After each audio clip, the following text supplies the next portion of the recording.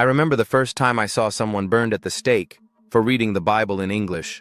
We were told it was a crime, that God's word didn't belong to people like us. Only the priests could read it. But then, I heard about a man named John Wycliffe, and everything changed. Hi, my name is Thomas. I was a young man in England in the 1300s. I couldn't read Latin. Most of us couldn't. But that's the only language the Bible was in. It was like God was locked away behind a wall of words we didn't understand. Until John Wycliffe came. I never met the man in person, but I heard him preach once from a distance. He said, "Every man should have the Bible in his own language." That was shocking. People whispered that he was a rebel, a heretic. But I remember feeling something new, like hope. He believed that the Bible didn't belong to just popes or kings. He said it was for everyone.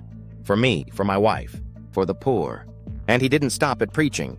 He started to translate the Bible into English. It took him years. He and his helpers, like young students and priests, worked by candlelight. No printing presses. They wrote by hand, one copy at a time. I remember when I saw one of those first copies. The letters were rough. The words were simple, but I could understand them. I cried when I heard the words, "The Lord is my shepherd." Because finally, I knew what they meant. But the church leaders were angry.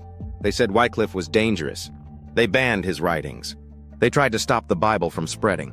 Some of his followers, called the Lollards, were caught. They were beaten, jailed, even killed.